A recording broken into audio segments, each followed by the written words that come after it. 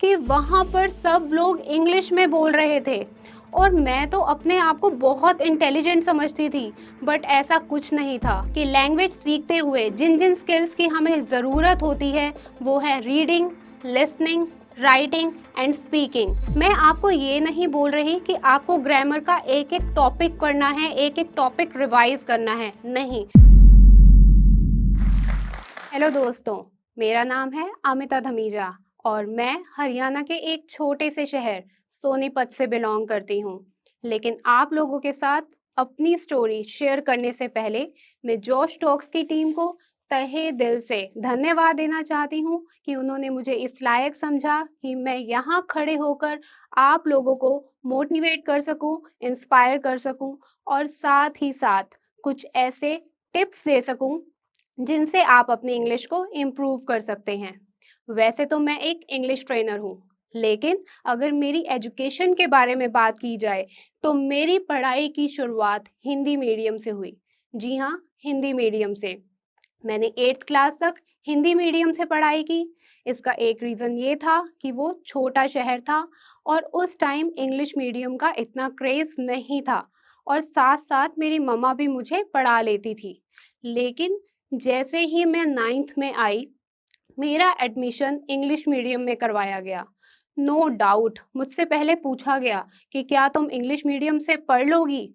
तो मैंने भी बहुत ज़ोरों-शोरों से बोल दिया कि क्यों नहीं पढ़ सकती, क्योंकि उस टाइम मेरे सब कज़िन्स इंग्लिश मीडियम में पढ़ रहे थे। खैर, मेरा स्कूल में पहला दिन था, मैं बहुत खुश थी।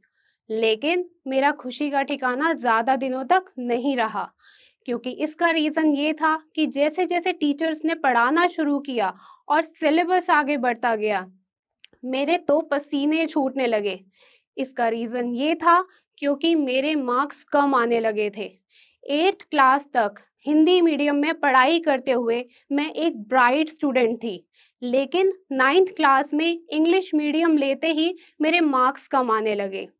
इसी वजह से मैं अपने आप को अंडर एस्टिमेट करने लगी। नो डाउट मैंने उस टाइम काफ़ी स्ट्रगल किया और मैंने क्विट नहीं किया, गिव अप नहीं किया, मैंने हार नहीं मानी।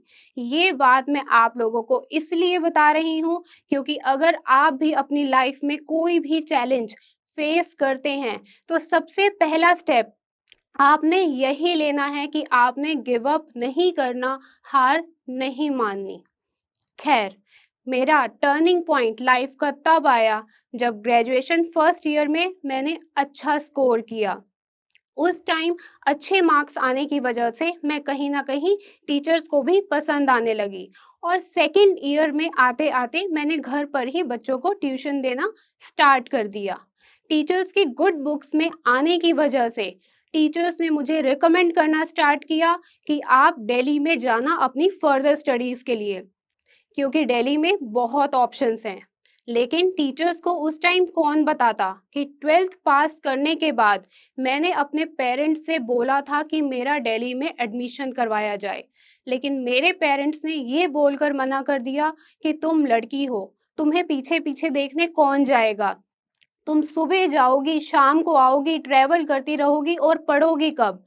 उन्होंने ऐसा बोलकर मुझे चुप करवा दिया। लेकिन टाइम के साथ-साथ मुझे ये चीज़ भी रियलाइज़ हुई कि कहीं न कहीं उनकी फाइनेंशियल कंडीशन इतनी अच्छी नहीं थी, क्योंकि मैं छोटे शहर में पली-बड़ी और दिल्ली की एजुकेशन कंपैरेटिवली काफ़ी महँगी है। ये रीज़न था कि उन्होंने उस टाइम मुझे मना कर दिया। उसके बाद मैंने बीएड का एंट्रेंस टेस्ट दिया अपनी ग्रेजुएशन कंप्लीट होने के बाद। उस टाइम मेरा रैंक इतना अच्छा नहीं आया कि मेरा अपने ही शहर में एडमिशन हो जाता। मेरा किसी दूसरे शहर में नंबर आ रहा था।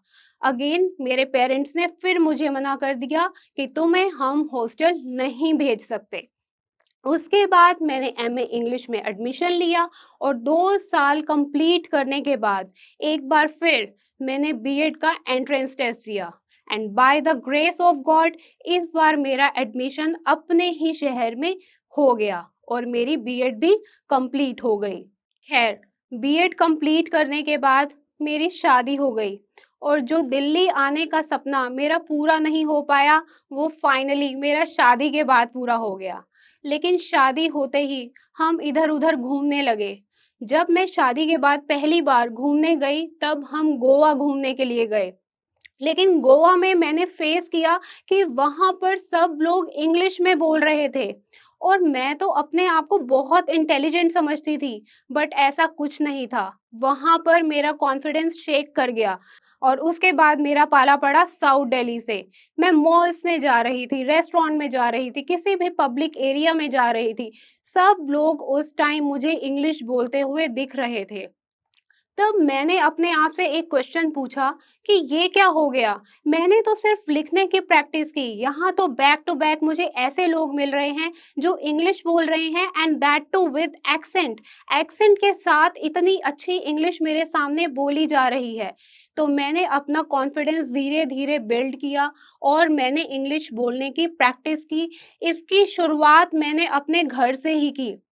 मैंने अपने हस्बैंड के साथ बोलना स्टार्ट किया, जिससे मेरा कॉन्फिडेंस काफ़ी बिल्ड हुआ। ये तो आपको पता होगा कि लैंग्वेज सीखते हुए जिन-जिन स्किल्स की हमें ज़रूरत होती है, वो है reading, listening, writing and speaking.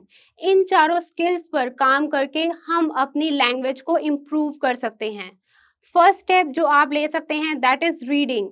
Reading के लिए आपको सबसे पहले जो भी आप रीड कर रहे हो, मीन्स अगर आप बिगिनर हैं तो आप छोटे-छोटे सेंटेंसेस से स्टार्ट करेंगे। ऐसी स्टोरीज आप ले सकते हैं जो बहुत सिंपल और शॉर्ट होंगी, जिससे आपको समझने में इजी हो।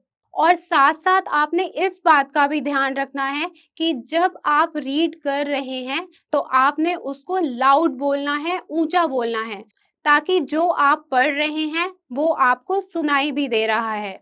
और साथ-साथ जैसा कि आपने देखा होगा, हम बच्चों को जब भी इंग्लिश पढ़ाना स्टार्ट करते हैं, तो उनके बहुत छोटे-छोटे फ्रेजेज़ से इंग्लिश की स्टार्टिंग होती है। तो वो कैसे लर्न करते हैं, कैसे सीखते हैं? पहले हम अपने आस-पास पड़ी हुई चीज़ों को पॉइंट आउट करते हैं, इशारा करते हैं कि दिस इज़ दैट। तो आप ऐसे बोलकर अपने बच्चों को समझा सकते हैं, आप खुद सीख सकते हैं, वर्ड्स के बारे में जानकारी ले सकते हैं।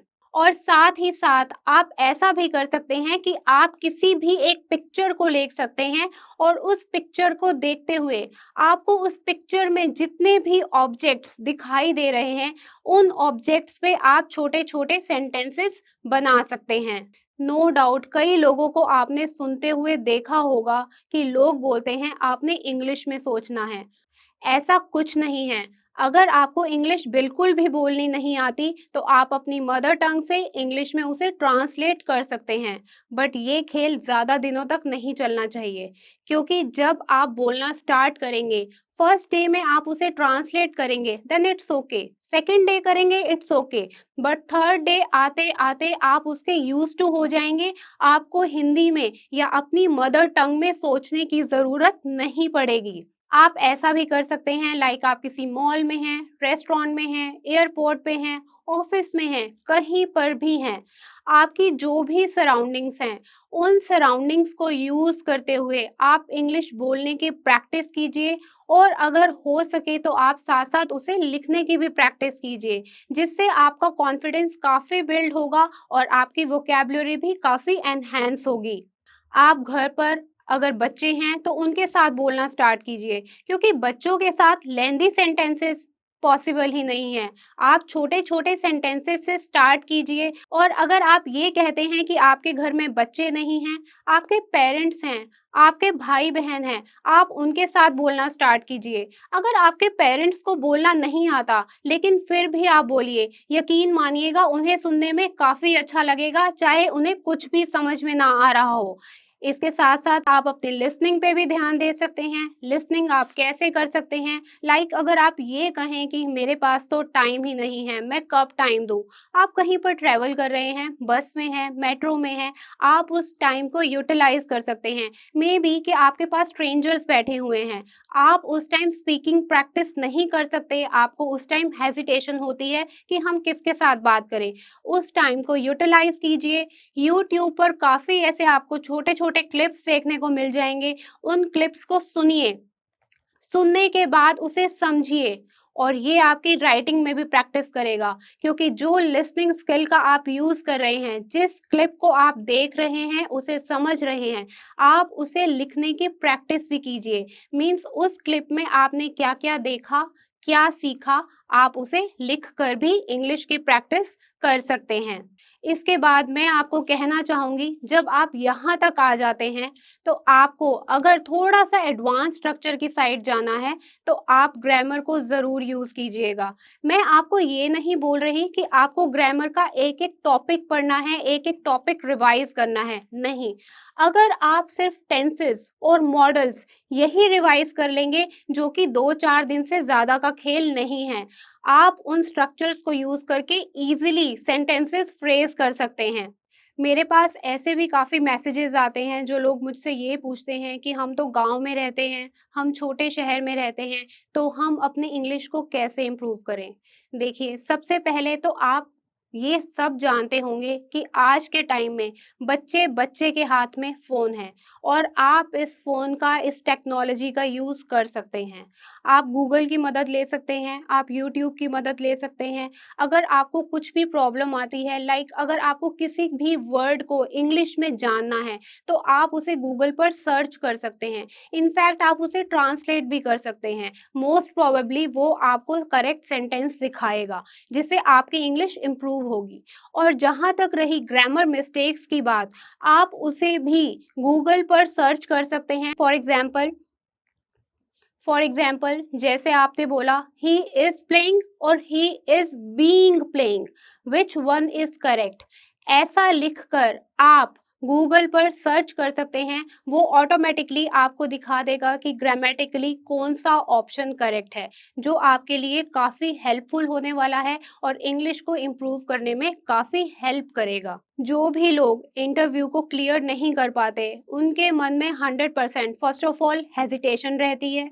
सेकंड थिंग, वो कॉन्फिडेंस अपना बिल्ड नहीं कर पाते। कहीं न कहीं उनके मन में ये लगा रहता है कि कहीं मेरी इंसल्ट ना हो जाए। ऐसा कुछ भी नहीं है। सबसे पहले आपको अपना कॉन्फिडेंस बिल्ड करना पड़ेगा।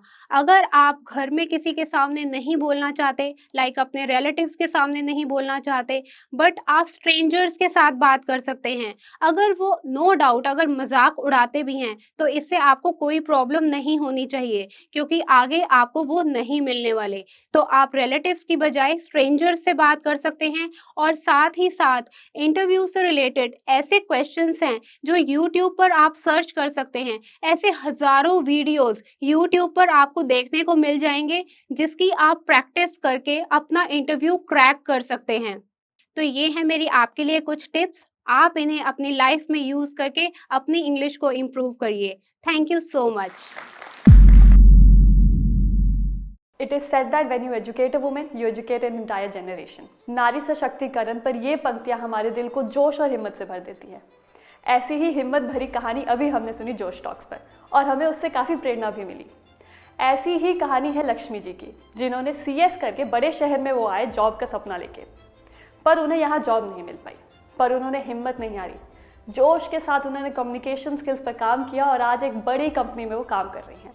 लक्ष्मी जी की ही तरह कई स्टूडेंट्स जैसे कि वैशाली जी, नीला, प्रणाली, आरती और उषा जी ने मिलके जोश स्किल्स के साथ विभिन्न स्किल्स जैसे कि spoken English, communication skills, personality development, finance, business building सीखकर आज अपनी अलग पहचान बनाई है। आज ही अपने जैसे लाखों स्टूडेंट के साथ भारत के number 1 spoken English learning app जोश स्किल्स ऐप के साथ अपनी इंग्लिश लर्निंग जर्नी शुरू करें।